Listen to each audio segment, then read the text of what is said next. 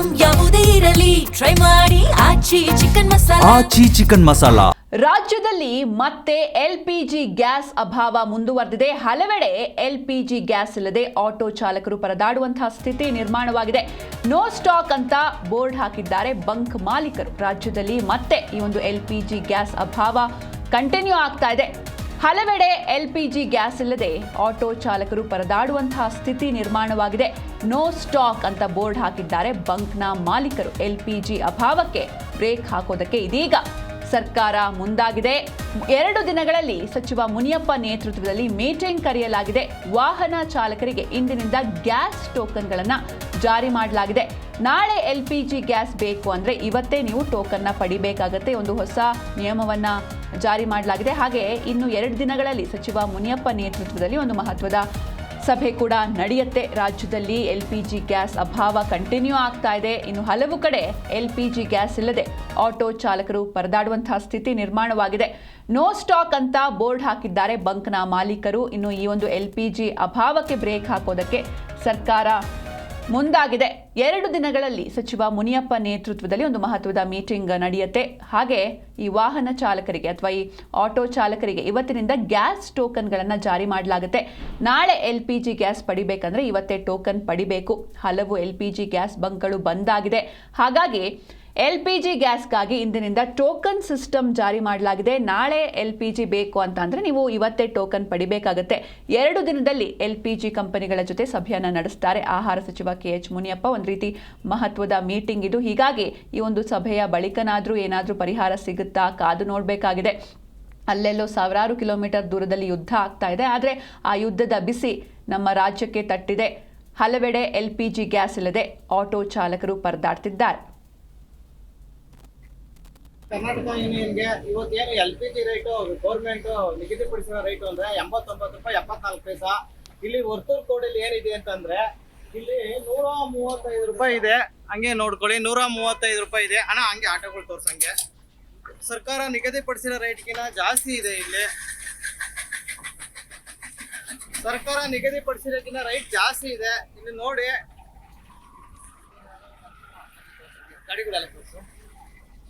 ವರ್ತೂರ್ ಕೋಡಿ ಒಳಗೆ ಇವರೇ ಗ್ಯಾಸ್ ಹಾಕ್ತಾ ಇರೋ ಇವರು ಆಪರೇಟರು.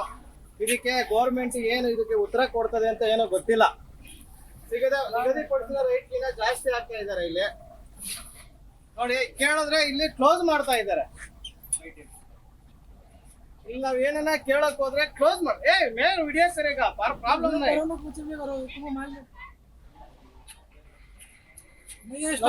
ಸ್ಟಾಕ್ ಇಲ್ಲ ಅಂತಾರೆ. ಏನ್ ಹೋಗ ಪೂರ ನೋಡಿ ಯಾರು ನೋಡಿ ಲೇಡೀಸ್ ಎಲ್ಲ ಬಂದು ಮಾತಾಡ್ತಾರೆ. ಇಲ್ಲಿ ಗ್ಯಾಸ್ ಮಾಡಿಕೊಂಡು ತೋರ್ಸು ರೈಟ್ ತೋರಿಸ್ಬೇಕು. ರೈಟ್ ತೋರ್ಸು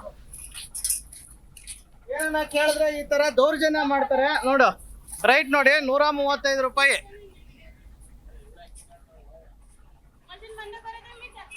ನೋಡ್ಕೊಳ್ಳಿ ಏನನ್ನ ಕೇಳಿದ್ರೆ ಬಂಕುಳಾಗೆ ವೈಟ್ ಫೀಲ್ಡ್ ಭಾಗದಾಗೆ ಈ ತರ ಮಾಡ್ತಾ ಇದ್ದಾರೆ. ಮಾತಾಡ್ ತೋರ್ಸು ಹಂಗೆ ನೋಡು. ಇದು ಸಮಯ ಬೆಳಗ್ಗೆ 4:12. ಹಾಂ ಈಗ ಎಷ್ಟು ಟೈಮು? ಈಗ ಬಂದಿದ್ದೀನಿ. ಟೈಮ್ ಎಷ್ಟು ಈಗ? ಯಾರೋ ಹೇಳ್ತಾರೆ ಗ್ಯಾಸ್ಗೆ ಏನು ಸಮಸ್ಯೆ ಇಲ್ಲ, ಡ್ರೈವರ್ಗಳೇ ಮನೆ ಬಿಟ್ಟು ಬಂದು ರೋಡಲ್ಲಿ ನಿಂತವ್ರೆ ಅಂತ ಹೇಳ್ತಾರೆ ಸಚಿವರು. 4 ಗಂಟೆ ರಾತ್ರಿನಲ್ಲಿ ಬಂದು ನಿಂತ್ಕೊಳ್ಳೋದಕ್ಕೆ ನಮಗೇನು ಮಕ್ಕಳಿಲ್ಲ ಅಂತಲ್ಲ. ಸರ್ಕಾರ ಸರಿಯಾದ ರೀತಿಯಲ್ಲಿ ಕೆಲಸ ಮಾಡ್ತಾ ಇಲ್ಲ ಅನ್ನೋದು ಇದರಲ್ಲಿ ಸ್ಪಷ್ಟವಾಗಿ ಗೊತ್ತಾಗುತ್ತೆ. ಇದು ಸಮಯ ಬೆಳಗ್ಗೆ 4:12. ಹಾಂ ಈಗ ಎಷ್ಟು ಟೈಮು? ಹಾಂ ಈಗ ಬಂದಿದ್ದೀನಿ. ಟೈಮ್ ಎಷ್ಟು ಈಗ? ಯಾರೋ ಹೇಳ್ತಾರೆ. ಎಸ್, ಈ ಬಗ್ಗೆ ಹೆಚ್ಚಿನ ಮಾಹಿತಿಯನ್ನು ನೀಡ್ತಾರೆ ನಮ್ಮ ಪ್ರತಿನಿಧಿ ಭವ್ಯ. ಸುನಿಲ್, ಭವ್ಯ, ಇನ್ನು ಎಲ್ಪಿಜಿ ಗ್ಯಾಸ್ ಅಭಾವದ ಸಮಸ್ಯೆಯನ್ನು ಸಾಲ್ವ್ ಮಾಡೋದಕ್ಕೆ ಸರ್ಕಾರ ಯಾವ ರೀತಿ ಕ್ರಮಕ್ಕೆ ಮುಂದಾಗಿದೆ, ಜೊತೆಗೆ ಏನಿದು ಟೋಕನ್ ಸಿಸ್ಟಮ್ ಅಂತ? ಖಂಡಿತ ಸರ್ಕಾರ ಇಲ್ಲಿವರೆಗೆ ಅಂದ್ರೆ ಸಮಸ್ಯೆಯನ್ನು ಬಗೆಹರಿಸಿದೆ ಅಂತ ಹೇಳ್ತಾ ಇದ್ದಾರೆ. ಆದ್ರೆ ಸಿಲಿಕಾನ್ ಸಿಟಿಯಲ್ಲಿ ನಾವು ದೃಶ್ಯದಲ್ಲಿ ಕೂಡ ನೋಡ್ತಾ ಇರ್ಬೋದು ಯಾವ ರೀತಿ ಸಮಸ್ಯೆಗಳು ಉಲ್ಬಣವಾಗಿದೆ ಅಂತ. ಸುಮಾರು ಅಂದ್ರೆ 135 ಗಡಿ ತಲುಪಿದೆ ಆಟೋ LPG ದರ. 1 to ಡಬಲ್ ಹಣವನ್ನ ಕೂಡ ಚಾಲಕರಿಂದ ಸುಲಿಗೆ ಮಾಡ್ತಾ ಇರುವಂತದ್ದು. ಸೊ ಇದ್ರ ಬಗ್ಗೆ ಚಾಲಕರು ಕೂಡ ಆಕ್ರೋಶ ವ್ಯಕ್ತಪಡಿಸ್ತಾ ಇದ್ದಾರೆ. ವರ್ತೂರ್ ಕೋಡಿ ಸಮೀಪದ ಬಂಕ್ ನಲ್ಲಿ ಲೀಟರ್ ಆಟೋ LPG ದರ 135. ಪ್ರಶ್ನೆ ಮಾಡಿದಕ್ಕೆ ಬೇಕಾದ್ರೆ ಹಾಕಿಸ್ಕೊಳ್ಳಿ, ಇಲ್ಲ ಅಂದ್ರೆ ಇಲ್ಲಿಂದ ಹೋಗಿ ಅನ್ನೋ ಉತ್ತರವನ್ನ ಕೂಡ ಹೇಳ್ತಾ ಇದ್ದಾರೆ ಅಂತ ಆಟೋ ಚಾಲಕರು ಬಹಳಷ್ಟು ಬೇಸರವನ್ನ ವ್ಯಕ್ತಪಡಿಸ್ತಾ ಇದ್ದಾರೆ. ಸೊ ನಾಳೆಗೆ ಬೇಕಾದ್ರೆ LPG ಪಡೆಯಬೇಕಾದ್ರೆ ಹಿಂದೆ ಟೋಕನ್ ಅನ್ನ ಕೂಡ ಪಡಿಬೇಕು. 2 ದಿನದಲ್ಲಿ LPG ಕಂಪನಿಗಳ ಜೊತೆ ಸಭೆಯನ್ನ ಕೂಡ ಆಹಾರ ಸಚಿವ KH ಮುನಿಯಪ್ಪ ಮಾಡ್ತೀನಿ ಅಂತ ಹೇಳಿದ್ದಾರೆ. ಅಂದ್ರೆ ಆಟೋಗೆ ಇವತ್ತು ಏನಾದ್ರೂ ಗ್ಯಾಸ್ ಸ್ಟಾಕ್ ಏನಾದ್ರೂ ಕಮ್ಮಿ ಆದ್ರೆ ಸೊ ಅವ್ರು ಮೊದಲು ಹೋಗಿ ಟೋಕನ್ ಅನ್ನ ಪಡಿಬೇಕು. ಸೊ ನಾವು ನಾಳೆ ಬರ್ತೀವಿ, ನಮಗೆ ಗ್ಯಾಸ್ ಅನ್ನ ಹಾಕ್ಕೊಡಿ ಅಂತ ರಿಕ್ವೆಸ್ಟ್ ಮಾಡ್ಬೇಕಾದಂತಹ ಪರಿಸ್ಥಿತಿ ಕೂಡ ನಿರ್ಮಾಣ ಆಗಿದೆ ಅಂತ ಆಟೋ ಚಾಲಕರು ಹೇಳ್ತಾ ಇರುವಂತದ್ದು. ಸೊ ಅದೇ ನಾವು ದೃಶ್ಯದಲ್ಲಿ ಕೂಡ ನೋಡ್ತಾ ಇರ್ಬೋದು. ಇದು ಕಂಠೀರವ ಸ್ಟುಡಿಯೋ ಆಗಿರ್ಬೋದು, ರಾಜಾಜಿನಗರ್ ಆಗಿರ್ಬೋದು, ಬೆಳಕಳ್ಳಿ ಆಗಿರ್ಬೋದು, ಹೀಗೆ ಬಹುತೇಕ ಕಡೆಗಳಲ್ಲಿ ಆಟೋ ಗ್ಯಾಸ್ ಬಳಿ ಬಂಕ್ಗಳ ಬಳಿ ಒಂದು ಸರತಿ ಸಾಲಿನಲ್ಲಿ ನಿಂತಿದ್ದಾರೆ. ಅದ್ರಲ್ಲೂ ಕೂಡ ಇವ್ರಿಗೆ ಆಟೋಗೆ ಗ್ಯಾಸ್ ಸಿಗುತ್ತಾ ಸಿಗಲ್ವಾ ಅನ್ನೋ ನಂಬಿಕೆ ಕೂಡ ಇಲ್ಲ. ಯಾಕಂದ್ರೆ 4 ಆಟೋಗಳಿಗೆ ಹಾಕಿ ಗ್ಯಾಸ್ ಖಾಲಿಯಾಗಿದೆ ಅಂತ ಉತ್ತರವನ್ನ ಕೂಡ ಬಂಕ್ ಮಾಲೀಕರು ಹೇಳ್ತಾ ಇರುವಂತದ್ದು. ಸದ್ಯ 100 ಆಟೋ ಚಾಲಕರು ಬಹಳಷ್ಟು ಕಷ್ಟಕರ ಪರಿಸ್ಥಿತಿಯಲ್ಲಿ ಕೂಡ ಇರುವಂತದ್ದು. ಸದ್ಯ ಆಟೋ ಗ್ಯಾಸ್ ಹಾಕಿಸ್ಕೊಳ್ಳೋದಕ್ಕೆ ಕಾಯ್ತಿದ್ದಾರೆ. ಆದ್ರೆ ಇನ್ನೂ ಕೂಡ ಸರಿಯಾದ ರೀತಿ ಸ್ಟೇಷನ್ಗೆ ಗ್ಯಾಸ್ಗಳು ಬರ್ತಾ ಇಲ್ಲ. ಮುಂಜಾನೆ ಕೆಲವೊಂದು ಕಡೆ ಬಂದಿದೆ ಅಂತ ಹೇಳಿದ್ದಾರೆ, ಆದ್ರೆ ಅದು ಎಲ್ಲಾ ಕಡೆ ಪೂರೈಕೆ ಆಗಿಲ್ಲ. ಯಾಕಂದ್ರೆ ಬಂದ ಗ್ಯಾಸ್ಗಳು ಎಲ್ಲೂ ಹೋಯ್ತು ಅನ್ನೋ ಪ್ರಶ್ನೆ ಕೂಡ ಇಲ್ಲಿ ಉದ್ಭವ ಆಗಿದ್ದು. 1-2 ಟ್ಯಾಂಕ್ಗಳು ಬಂದಿದೆ, ಅಂದ್ರೆ ಮುಂಜಾನೆ 4-5 ಗಂಟೆಗೆ ಬಂದಿರುವಂತದ್ದು. ಭಾರತ್ ಗ್ಯಾಸ್ ಏಜೆನ್ಸಿ ಜಾಗದಲ್ಲಿ ನಿಂತು ಬಹುತೇಕ ಜನರಿಗೆ ಕೊಡ್ತೀವಿ ಅಂತ ಭರವಸೆಯನ್ನ ಕೊಟ್ಟಿದ್ರು. ಆದ್ರೆ ಅದನ್ನ ನಂಬಿಕೊಂಡು ಬಂದಂತಹ ಆಟೋ ಚಾಲಕರಿಗೆ ಸರಿಯಾದ ರೀತಿಯಾದಂತಹ ಗ್ಯಾಸ್ ಕೂಡ ಸಿಗ್ತಾ ಇಲ್ಲ.